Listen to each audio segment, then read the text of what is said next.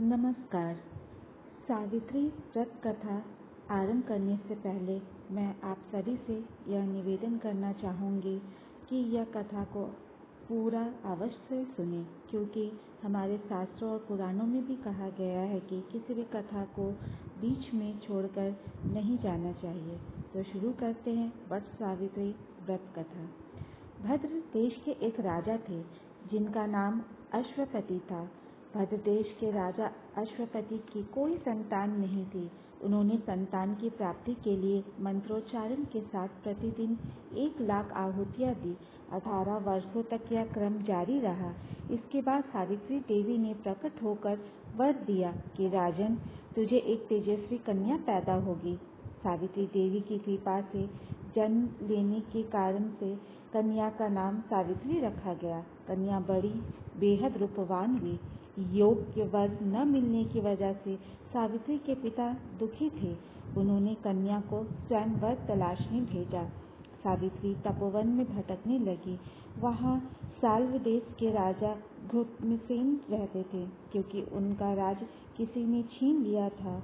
उनके पुत्र सत्यवान को देखकर सावित्री ने पति के रूप में उनका वरण किया। ऋषिराज नारद को जब यह बात पता चली तो वह राजा अश्वपति के पास पहुँचे और कहा कि हे राजन, यह क्या कर रहे हैं आप?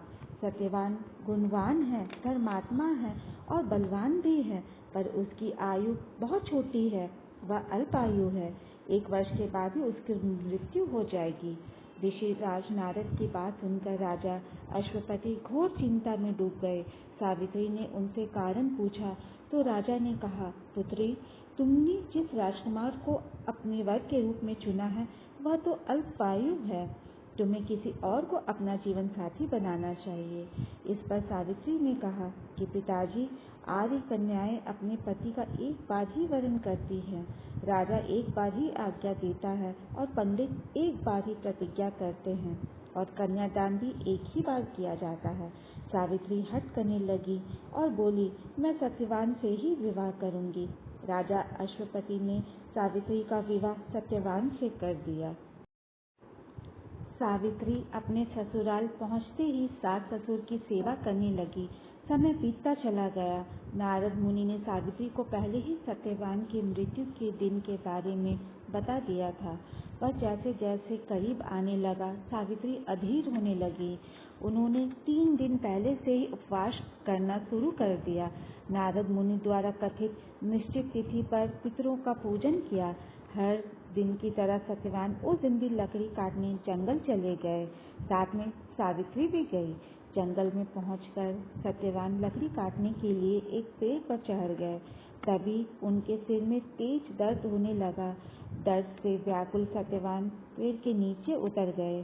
सत्यवान के सिर को अपनी गोद में रखकर सावित्री सत्यवान का सिर सहलाने लगी। तभी वहाँ यमराज आते दिखे। यमराज अपने साथ सत्यवान को ले जाने लगे। सावित्री भी उनके पीछे पीछे चल पड़ी। यमराज ने सावित्री को समझाने की कोशिश की कि यही विधि का विधान है, लेकिन सावित्री नहीं मानी।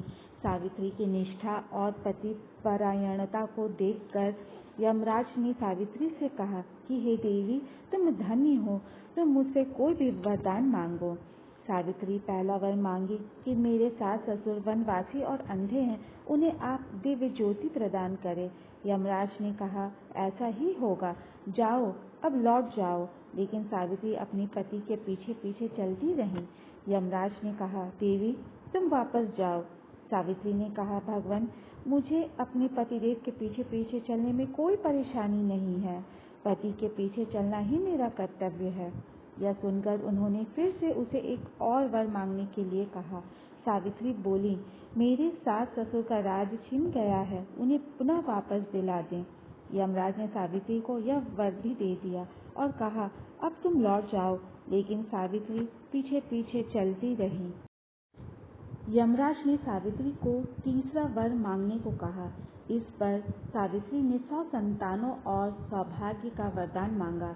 यमराज ने इसका वरदान भी सावित्री को दे दिया। सावित्री ने यमराज से कहा कि प्रभु, मैं एक पतिव्रता पत्नी हूँ और आपने मुझे पुत्रवती होने का आशीर्वाद दिया है।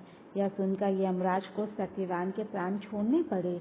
यमराज अंतर्ध्यान हो गए और सावित्री उसी वटवृक्ष के पास आ गई जहाँ उसके पति का मृत शरीर पड़ा था। सत्यवान जीवित हो गया और दोनों खुशी खुशी अपने राज की ओर चल पड़े।